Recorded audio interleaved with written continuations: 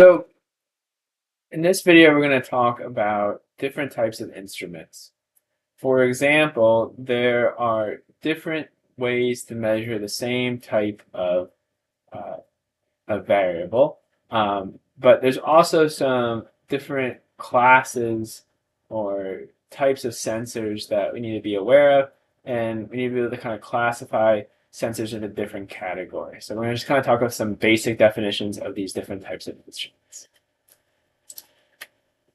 So for example, we can have a passive sensor or an active sensor. Okay?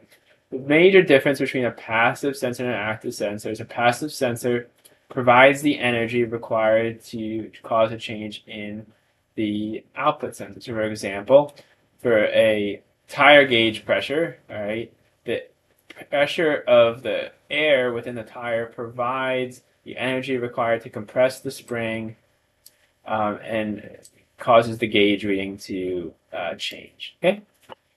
On an active sensor, that's kind of shown on the right, this is a pressure sensor. Okay. In this case, the pressure from the air causes this diaphragm. All right. That's shown on kind of like the top here to bend. All right. But this diaphragm has strain gauges attached to it that require an input source of power. So basically, an active sensor requires external power to produce an electrical signal. Okay, if the power to the device is not provided, it will not work. All right, if there's not external energy provided to the system beyond what it's trying to measure, the system will not work. Okay, an analog versus a digital measurement. Okay, so analog, right, typically is this continuously varying signal as a function of time. Okay, every natural process is, by definition, an analog process. Okay, an analog measurement that you might be familiar with would be something like a bulb thermometer. Okay, the level basically continuously changes as a function of time.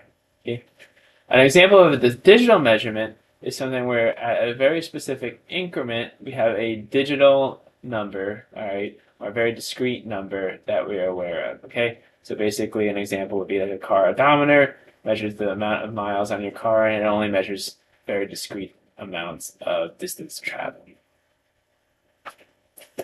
Right, and then the last category of sensors is basically the difference between an indicator and then an electrical signal output. Okay, but typically indicators are a lot of times used when a manual intervention is required. So basically, if a person is going to read the instrument, indicators are often very common to be used, while signal outputs are a lot of times used in systems that are used to log data automatically or to control systems using a controller.